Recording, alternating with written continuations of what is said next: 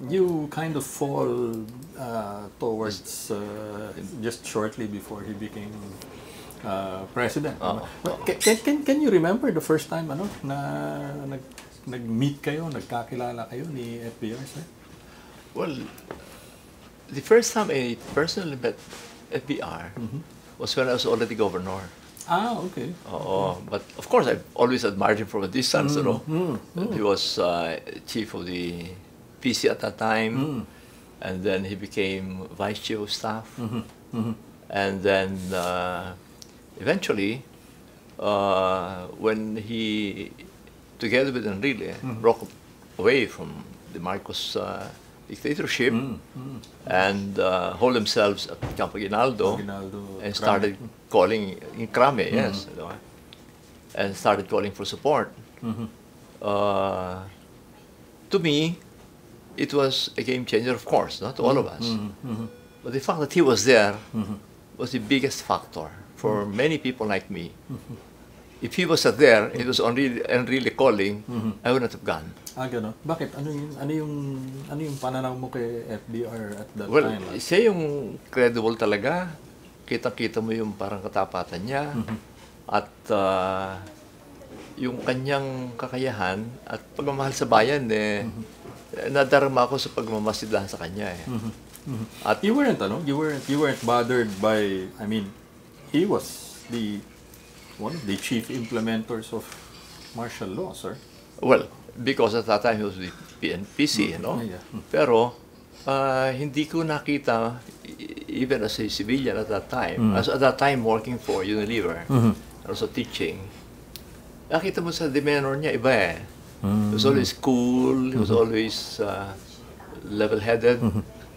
Kita-kita mo yung brand of authority niya, hindi abusive. At ang talagang high profile noon si Enrile. Sila nag-i-issue nung ASO, sila siya talagang principal implementor. At ang kanang kami niya talaga noon, si Ver. So you saw FBR as separate of a different different cloth. breed, definitely.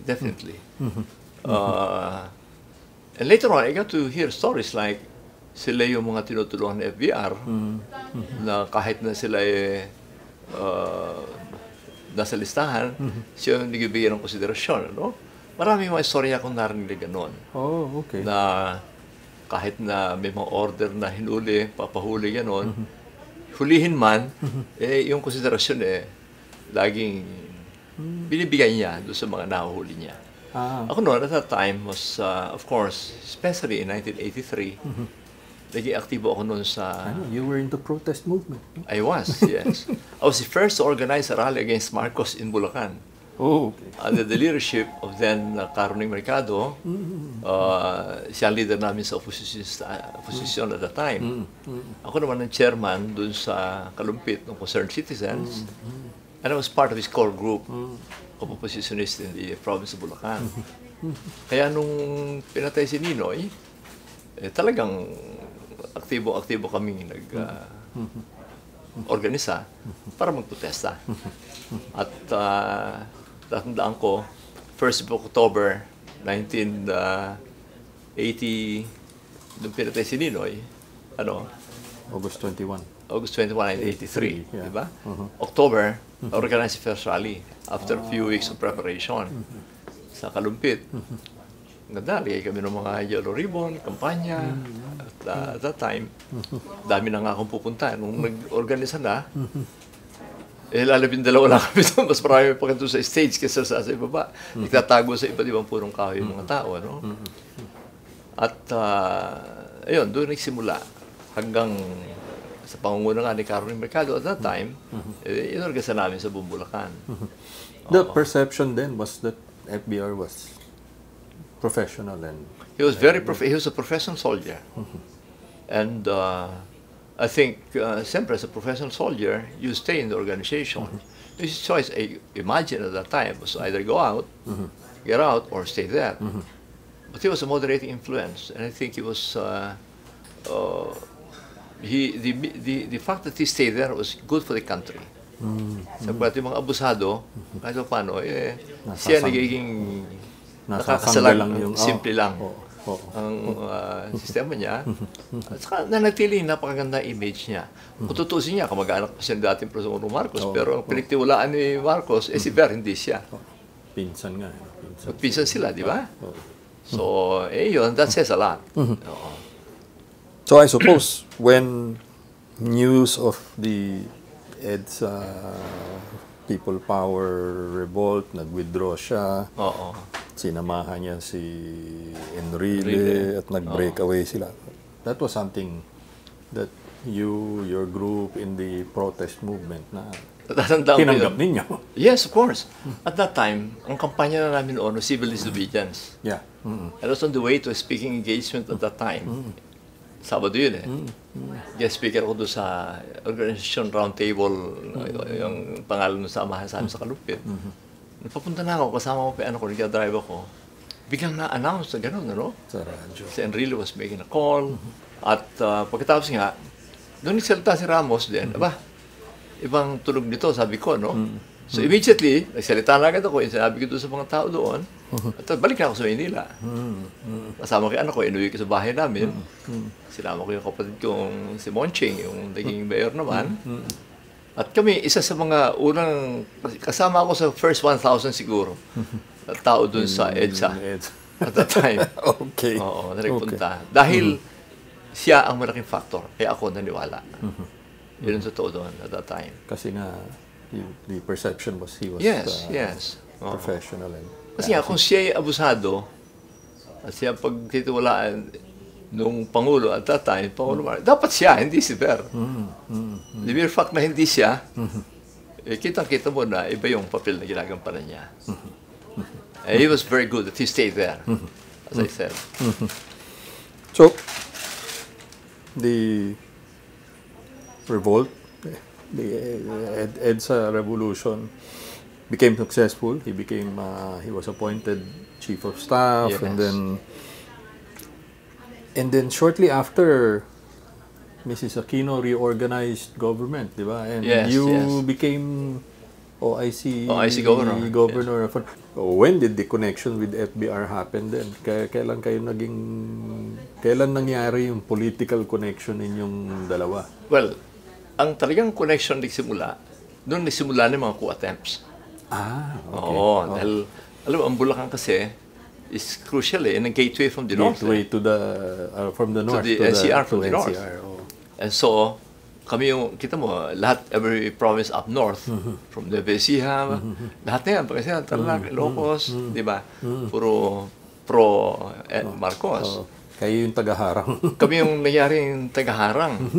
So, tatandaan ko, July agad, mayroong co-attempt. No? 7 sunod-sunod yun eh. Yes. Pagkatapos si Tolentino nag-hold up sa Manila Hotel. So at that time, naisip namin, bakit kailangan magawa tayong sistema dito para harangin ang mga ito? Ano? Dahil nga, at that time, tinatawagan ako niyan, sa telepono kami nag-uusap noong una. Ako ba sa nabahan yan? Darating, harangin ninyo, no? So kami naman, nagmobilize sa kami na gumawa kami sistema na within 45 minutes, haharangin namin yun mula sa San Miguel hanggang doon sa Plaridel, lahat na yan, all the way. Doon yung gagaling. Sa superhighway, wala kami magagawa doon. Pero everything na papunta doon, dahil kontrolado na yung superhighway. Madaling kontrol yun yan. Kaya ganoon ang ginawa namin. Gagamit namin ng heavy equipment, mga illegal logs, lahat, kotse ng mga tao. So, and on one occasion, it was August 28, I think, 1987, yun ang seryoso. So, pagka ganon, tawag siya sa akin. Sabi, basta kami, ang sabi niya, harangin nyo lang yan. Pag lumiwanag ng araw, basta bukang liwanag, kami na bahala. Parang yun ang brief sa amin. Kasi pagkasiguro gabi, maski helicopter, hindi makalipad, hindi makontrol, no? So yun ang ginagawa namin. And on that particular occasion, pati si Presidente Cory tumawag sa akin eh. I just discovered later on na si Noynoy pala na baril. So, right. At that time, kung nakadaan sa amin, natatandaan ko noon, sa Pampanga, si Ray Viroya, hinostate si Taduran, yung regional commander. So, Pampanga was controlled by the rebels. Of course, Bebesiha, and every province up north, puro kanila. Kami lang ang natira talaga na pro-Cory at that time, ng probinsya. Kaya talagang, tuwan-tuwa naman ako doon, nakiisa naman ang mga kalalawigan namin. Talagang hinarang namin hanggang madaling araw na. Kaya, doon kami nagkakaroon interaction ni General Ramos at that time. Sabi niya, basta kayong bahala dyan, gano'n. So, nakapag-develop. Ilang beses gagawin nila, magkukuda attempt sila. Sa amin ang dahil kayo yung buffer, ano? So, yun ang naging papel namin at that time. People called him Steady Eddie. May basihan ba? Steady Eddie. May basihan ba talaga? Oh, yes. He was always cool under pressure, under fire, if you like. At yung isa talagang hangaan mo sa kanya. Talagang he was graceful, he was cool, talagang steady lang. Pagka kinausap ka niya, Governor, Obet, kumusta na dyan? Sabihin mo, nakahanda po kami dito, mga tao ay nakaharang. Kasi doon, mula San Miguel, hinarang namin. The day after that, he was appointed by Mrs. Aquino, Secretary of National Defense. So I suppose, mas dumami pa yung mga interaction. So, tama. Pero magkapartido na ba kayo nun? Well, hindi pa pinag-uusapan ng partido no, at that time, no? Until so you were thinking really local government and he was thinking peace and order. Yes. So, pero napag-uusapan na noon na pwede siyang lumaban, no? Talaga? Oo, napag-uusapan na noon. Kami mismo nag-speculate na doon. This was 1987, sinimula na, nagkaroong halalan. Inorganize siya ng LDP noon. Naunang halalan ng mga congressmen. And then January 1988, kami naman, mga local, so was elected. So after that, nagkakaroon ng spekulasyon. At that time, si Speaker Mitra naman, talagang pumoforma na. Tapos ang nauna mo po niya mag-presidente, siya. Tapos si Salonga, Senate President. Liberal Party. Liberal Party, nag-organize rin sila, no? So, kami naman, siyempre ako noon, si Presidente ko rin tinatanong namin. Nag-iakaroon ng spekulasyon nga, si FPR lalaban. Kung ako isa sa nagsabi noon na okay na lumaban, siyempre kami sunod sa kanya, no? Una-una gusto ko si Ramos, si Presidente Ramos. Si Presidente Cora naman, kinakausap ko na ako sa Presidente ng League of Governors doon, Yes. I was the President, So, ayaw naman magsalita. Ayaw magkukonvensyon na. Sabi ko, ma'am, hindi mananalo si FPR pag hindi niyo tinulungan. Kasi kitang-kita ko organisado lahat yung mga congressmen all over. Maski sa Bulacan, sa apat na distrito namin, yung tatlo, openly, sinusuportahan si Mitra, Speaker. Ang karoning na at that time, may sakit na. So, sabi ko,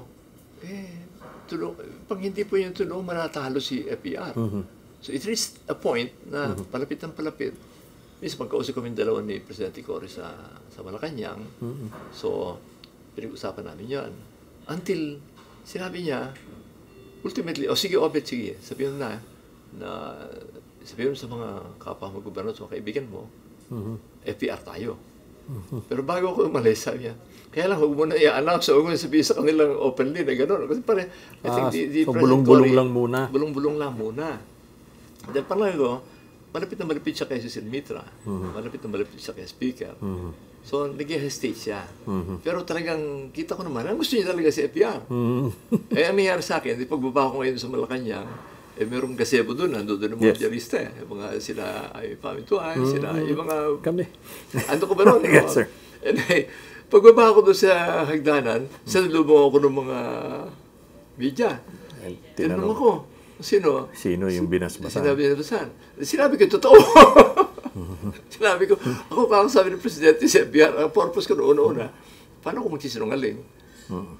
Talaga naman sinabi niya. Pangalawa, sabi ko, maganda nga sabihin ko dahil tutulungan din lang. Alam ko, tagilid na doon at that time.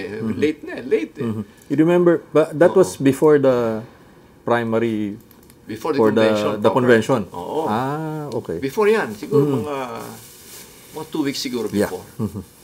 Parang gano'n. O the headlines of Special People's Tonight. Bigla, FBR says Ramos. Cory says Ramos. Na open. Sa tingin ko, nakatulong yon. Pero sabi ko nga, late na. In fact, at that time, sinasabi ko na, pag hindi pa nyo sabihin, huwag na lang tayo sumali. Ako, yun yung posisyon ko noon. Sino yung sinabihan yung huwag na sumali? Sabi ko kay Presidente Cory na, sabi ko, pagka po ganyang hindi kayo open, payuhan na lang ninyo si FBR, huwag na sumali sa convention. Kung lalaban nila siya, lumaban na lang. On his own. Oo, mag-organisa ng separate. Kasi pag sumama ba sa convention, tingin ko po matatalo eh. Damang-dama ko na eh. Oo. So, you were LDP na, no? At that time? Oh, at that time, LDP na nga yung kami lahat. Yung partido niya. Oo. Yeah, he had to join eh. Di ba? 1987. So siya sumali. Pero sa akin noon, feel ko na noon na lamang na si Mitra, o congressman, sa Bulacan, kami, FBR ako. Sabi ko, pagka po lalaban, hindi kayo salitang ganyan. Okay siya sumali, matatalo siya. Mahirap.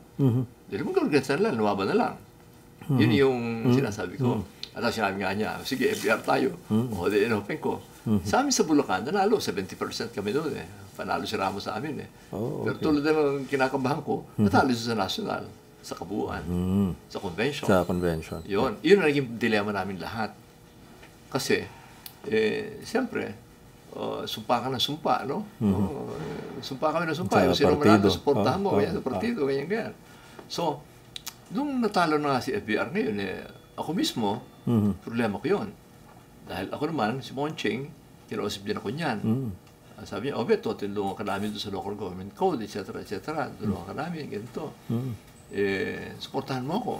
Sabi ko, hindi ko kayo masusuportahan dahil siyempre kami kay Ramos si Presidente. Sige, pero pagka nanalo ko sa convention, susundin niyo sa partido tayo.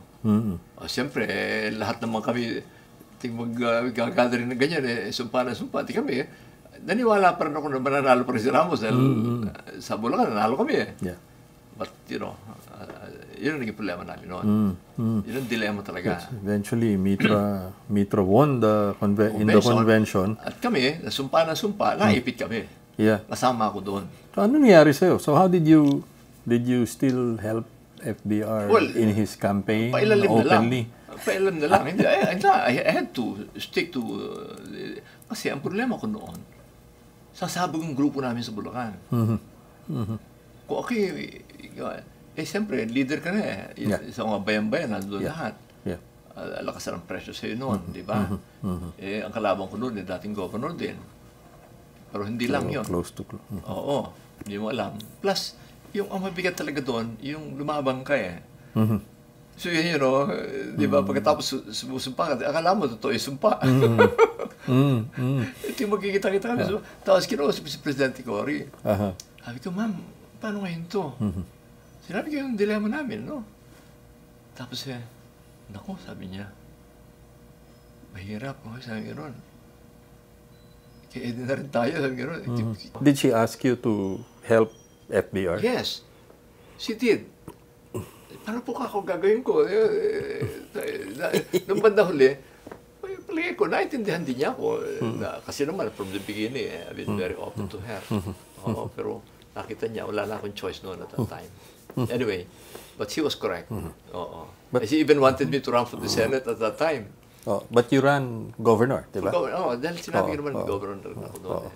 Anyway. Ano yung reception in the aftermath of the elections?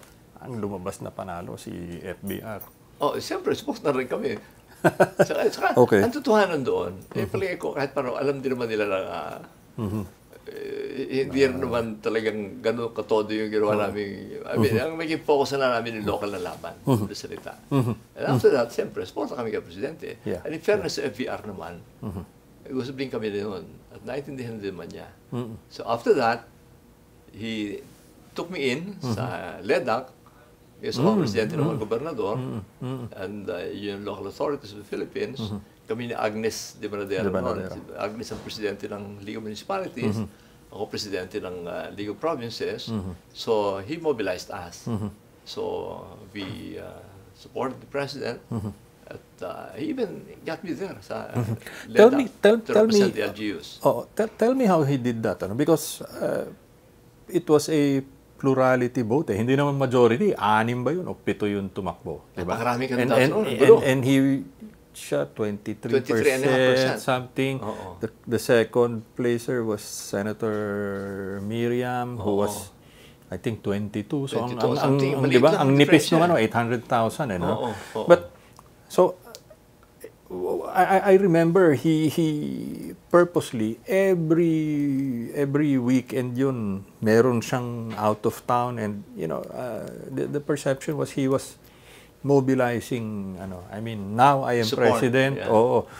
I'm not just president of the people who voted for me, I'm president. But tell me how that impressed you.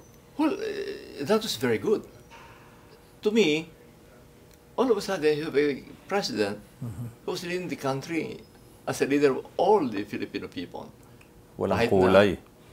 Saka talagang, sa akin din niya nangyari din niya sa amin yun Pero hindi lang kami.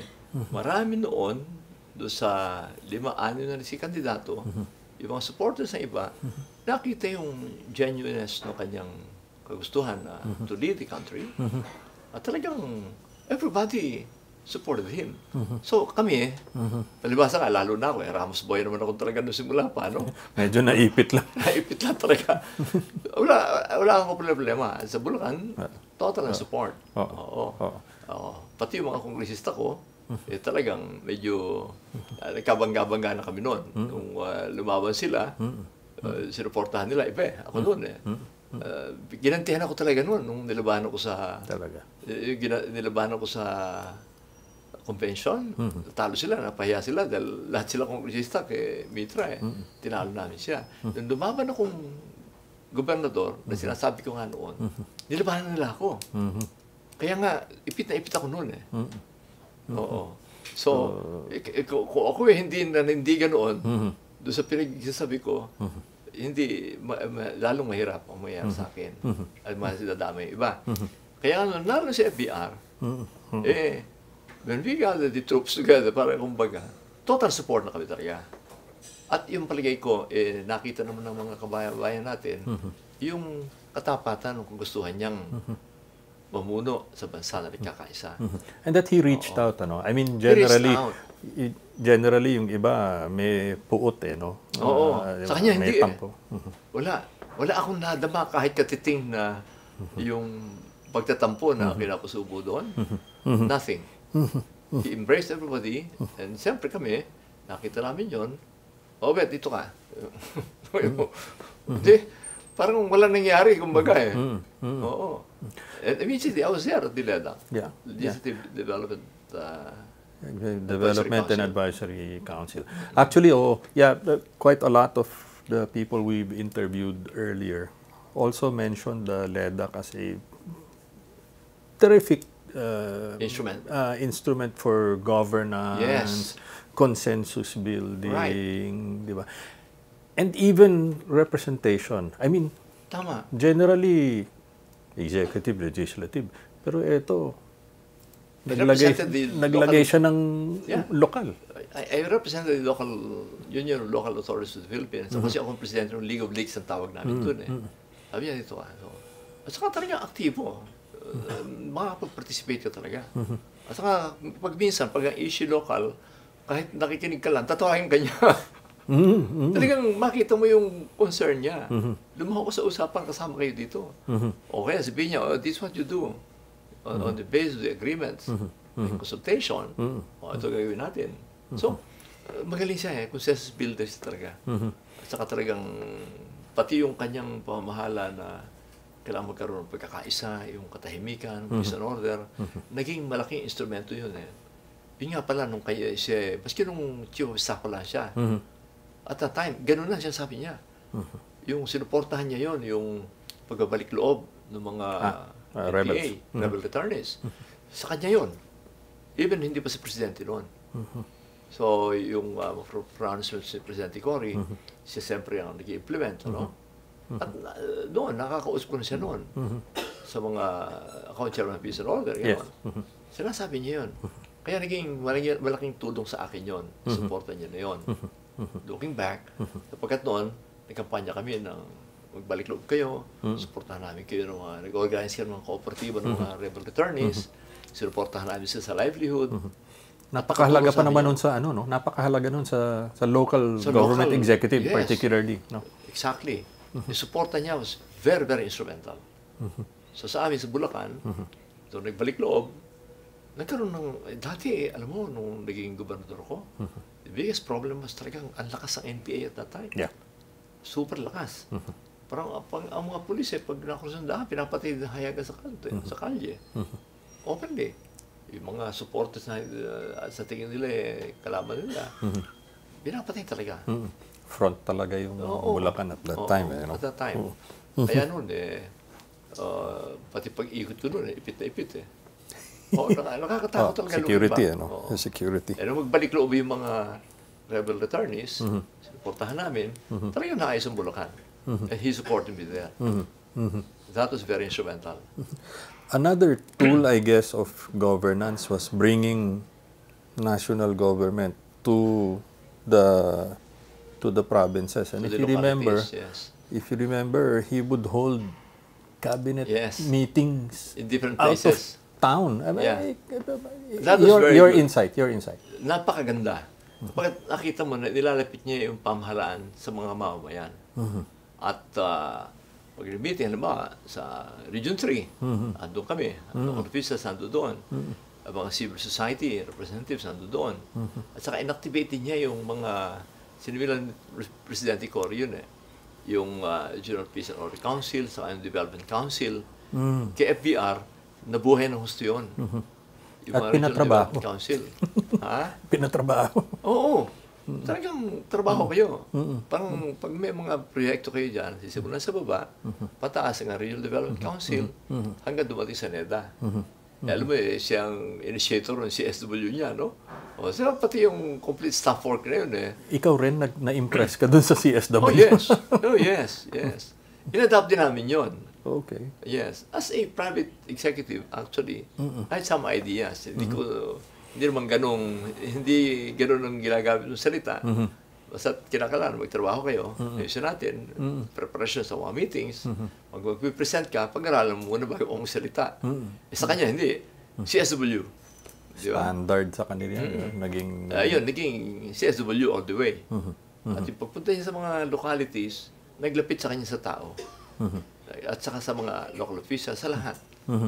And I guess it also showed to the community or the stakeholders doon na ganito magtrabaho ang Pangulo. Ang Pangulo, ang gobyerno. Yes, exactly. Makitang-kita mo, nagkatrabaho lahat. And one of the things that you can really admire, and I admire deeply about the President, was yung work ethic niya, pamihira talaga. He was a visionary, he was cool under pressure, he worked so hard. Talaga namang umaga pa lang magja-jogging na kayo pag nandun sa lugar. Tapos talagang trabaho lahat. Kain kayo sama-sama. Some of his staff, his close-in staff actually said he's out by about 3:30. Ganun niya raw. Reading the alam niya, clippings and the sa kanyang balita sa kanya. The clippings. Kaya alam na niya. By 5 o'clock in the morning, alam niya na nangyayari sa buong Pilipinas, buong daigdig. Good to go na siya. Oo. And that's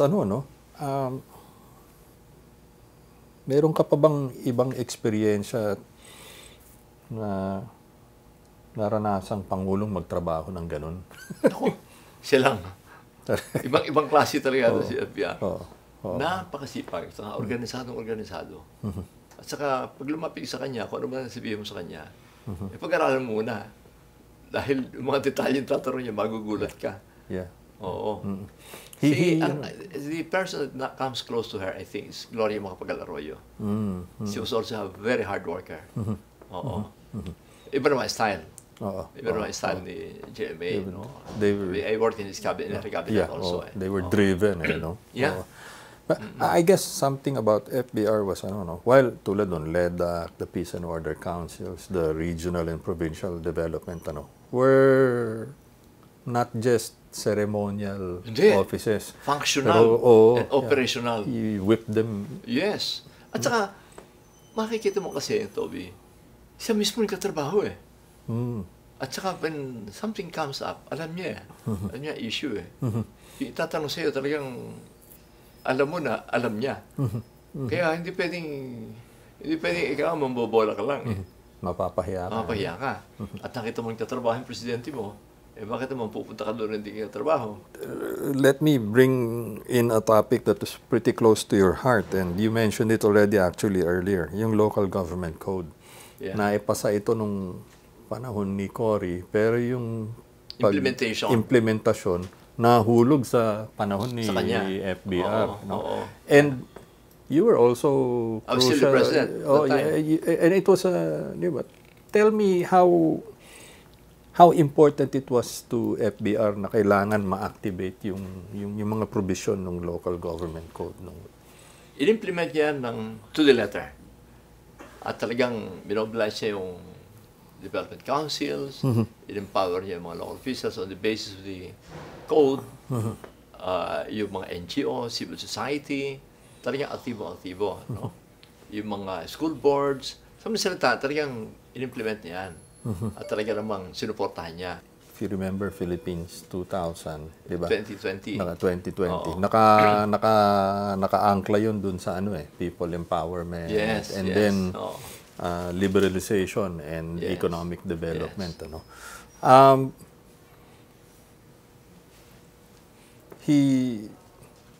Sa Bulacan ba, ilan yung mga naging light industrial, 'di ba? May mga yung industrial parks.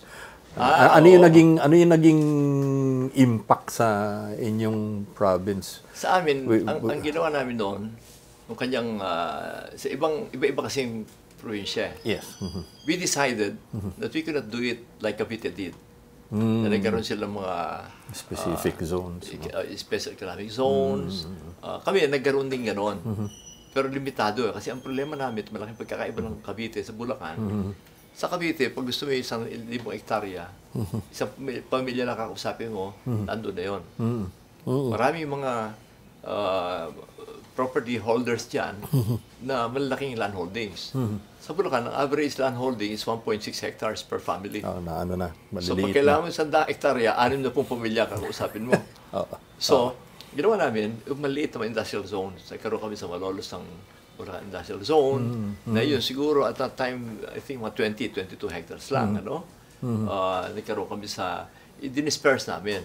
And we supported local entrepreneurs. Yung mga small and medium entrepreneurs. At binuo ko at that time, yung kaunlaran sa pagkakaisa program, in line with the directions niya ng local development. Kooperatiba ang binuo namin. Farmers cooperatives, and we were the leader. Ikaw ba nakasama ka rin dun sa some of the foreign visits also? Yeah, paminsan-minsan. Nakasama ko lang. Give me your yung Team Philippines. Yeah, that one. Tell me about it. I mean, kailangan kailangan may label, and then kailangan may work. May work schedule. Literally working visits talaga. Hindi lang junket. Wala.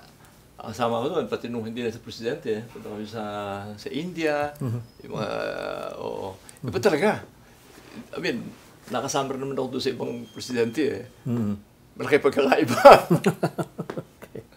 Yeah. So sa kanya, talagang organisado.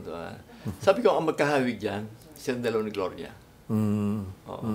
I think it's Gloria who comes closest to her. They were both very, with their schedules. At saka, walang butas. Hindi napapagod, pare ko.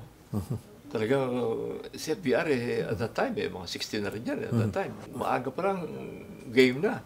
Tapos sasamahan ka niya sa probinsya, umaga pa lang talaga, gising na siya at alam na lahat ang nangyayari. Hindi pwedeng kakausapin mo siya ng kwentuhan lang na walang kwenta. Trabaho. Yeah.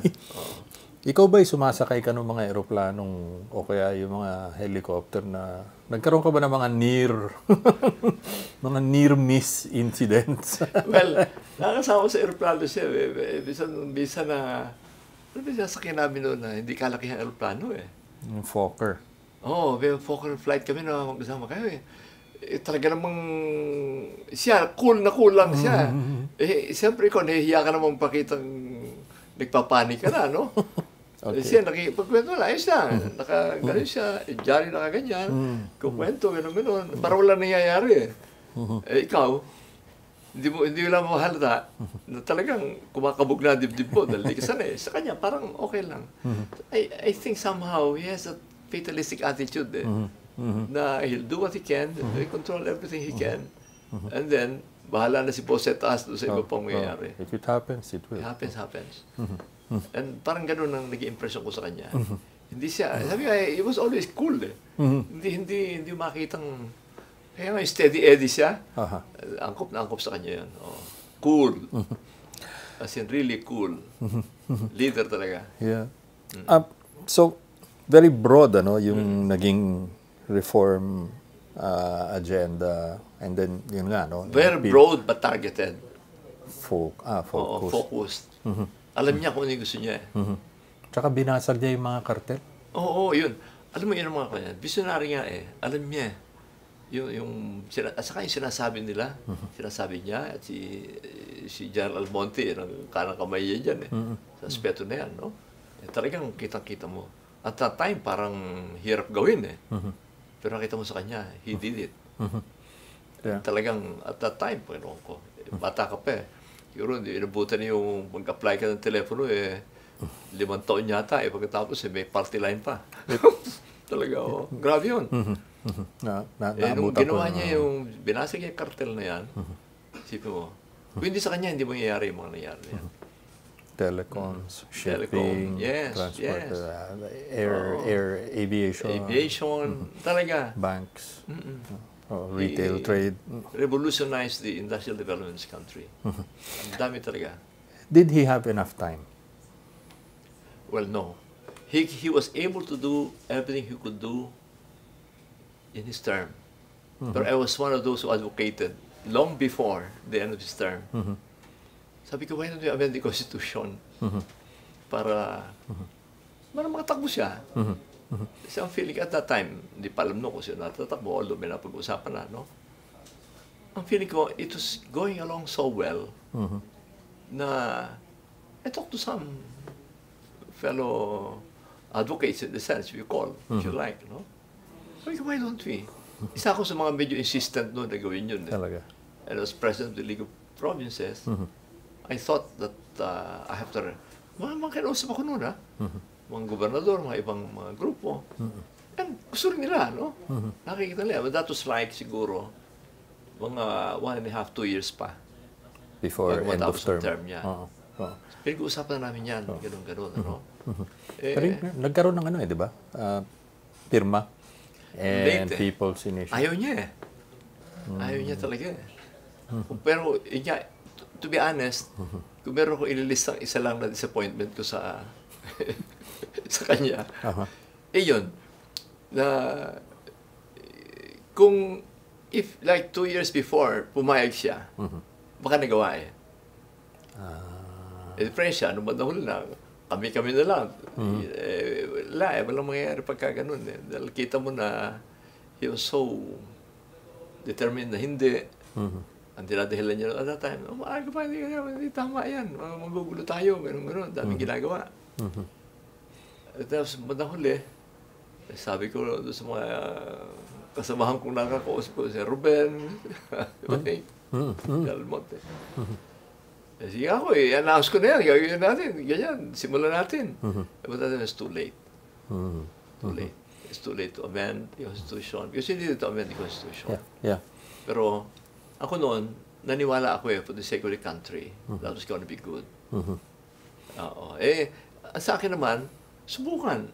Kung tatanggapin ng tao sa demokrato sa sistema, okay, di ba? Why not? Hindi naman yung tipong babrasuhin mo eh. Advocacy namin noon was, subukan. Because nakikita mo yung magandang takbo. Di ba? So, ang tingin ko, ako, napag-usapan lang. Kung ginawa yun, palagi ko iba yung story ng Pilipinas ngayon. Lalo na nung towards the end of his term, nagkaroon ng currency crisis. Yeah. Di ba? yumanig nun eh. We had the rice crisis, and then by that time, he was already a lame duck. Let's face it. Yeah. Oh. Tapos na yung term, wala na eh. And that was like 97. But he eventually decided na na wag. Mrs. Aquino and Cardinal Sin, if you remember, did this rally in Luneta, and then shortly after that, he said. At saka, from the beginning naman ayaw niya. Siguro, kahit pa paano naiisip din siguro niya, pero he never said, go ahead. He never gave the go signal na go ahead and try it. Kung nagbigay lang siya ng pahiwatig na gano'n, siguro lalakas ang loob namin, no? Hindi, pinipigil kayo, paano naman gagawin mo? Di ba? But the problem there was yung continuity, because let's accept it. The prospect of Vice President Estrada winning in the 98 elections was just overwhelming. Yeah. Nag-toss up pa sa lakas. Nasa lakas ka na noon? At that time. It was a toss-up between Secretary De Villa and Speaker Joe. Nagkahati pa. Yeah. Kaya, nakatulong ba yun? Well, hindi nakatulong sa administrasyon niya yon na nakahati. Baka kung nagkaisa lang yon, baka may chance pa. Pero nagkahati, wala talaga. Do you still see each other often, frequently, Presidente ni Ramos? FBR? Oo. Well, basta't may okasyon, talaga lagi ako nandiyan. And from time to time, I'll drop by. Kasi kinukumusta ko. Alam mo, ninong ko sa silver wedding anniversary sa FBR. Kaya ninong ko yan. Kaya pag nakita ko, kaya nagmamano ko talaga. Oo. I really admire him greatly. Tutuwa ako na nantilis ang lusog. Pagamat siyempre, may edad na rin. At sana, panalangin ko nga, bigyan pa siya ng mahabang buhay at lakas. Pagkat isang bagay sa kanya, yung pagmamahal sa bansa, caring for the people, yung hanggang sa ngayon, vision niya, hanggang ngayon, At kahit na makikita mo na parang hindi 100% ang kondisyon niya, nakita mo rin yung pagmamahal sa bayan, feel niya. You can really only admire his patriotism, his love for country. Para ba yung tipong hanggang huli sandali, hanggang huli hibla ng buhay niya. Oo, bibigay niya para sa bayan. Oo. Political mentor mo ba? Did he become a role model for you? I like the way he fought what he believed in. Ang sablay lang talaga, hindi kami nagkasundo noon. Palibasa bago pa rin siya doon at that time sa politika. Yung hindi na dapat sumabon sa convention. Yun. But at that time siguro, nag-declare si Cory, akala nila may chance. Ako feel ko na malabo. Doon sa yun lang. Kasi nga by that time, bagito ako, 6 na taon na ako sa politika noon. Naradama ko na yung mga ibang gobernador, yung mga congressmen, na may hirapan Nasa huli Pero kung si Cory, nag-declare ng maaga, iba usapan. It could have changed. Relevant pa ba siya as a senior statesman to this day? Oo. Alam mo, may kagaya niyang nakakapagsalita ng... At saka, siya lang makapagsasabi ng maraming pwede niyang sabihin. Maaaring di siya pakinggan, pero importante na nasabi niya. At yun, maski kay Presidente Duterte, yung mga sinasabi niya, maaaring hindi pakinggan, iba sitwasyon siyempre, At maraming factors ang Pangulo ay kinakailangan sa ibigay ng konsiderasyon. Iba siyempre yung vantage point ng Presidente, Pero importante na nasabi ni FBR yung mga tingin niya dapat gawin, siguradong high-input yan doon sa isa. And I'm sure, nakakatulong yan sa pagdesisyon ng Presidente. He may not do what exactly he says, but I'm sure the inputs are important. So to me, it's important that he continues to write, he continues to speak, and many people listen. Yeah. I generally end the interview with this question. What to you could be his greatest legacy as president? His love, his promotion for peace and order, as a warrior, it was amazing that at that time, he immediately advocated for peace and worked at it and encouraged people na kinakailangan magkaisa tayo dito. At tingin ko, napakahalaga yon. Pagkat siya, general siya, guerrero siya, isipin mo, una iisipin mo, naging presidente, guerrero, gera to. Hindi eh. Binaligtad niya eh. At nakita niya yung kahalagahan ng pagkakaisa. And of course, he's a visionary. He broke cartels. And to me, yun ang mga napakahalaga and ang lasting impact sa bansa. At yun eh, napakahalaga at nakikita natin ang benepisyo. So yun, yung peace and order drive niya, yung socio-economic concerns niya, at yung empowerment ng tao na sinimulan ni Presidente Cory sa Constitution ginawa, ibinigyan buhay niya talaga. So to me, yun mga napakahalagang legacies niya. If you couple that with his work ethic and his grace under pressure, eh talaga naman, kita mo maraming nagawa yung tao. So to me, that's what FVR is all about. Talagang ako, hinahangaan ko yung kanyang mga nagawa sa bansa natin. At sabi ko nga, sana may mga makuha din ng mga leader na ating bansa sa kasalukuyan at sa hinaharap. Dalangin ko, bigyan pa siya ng mahabang buhay at lakas. At marami pang maitulong sa bansa natin. No? Siya at saka si Mrs. Ramos. Thank you very Thank much. you. Thank you.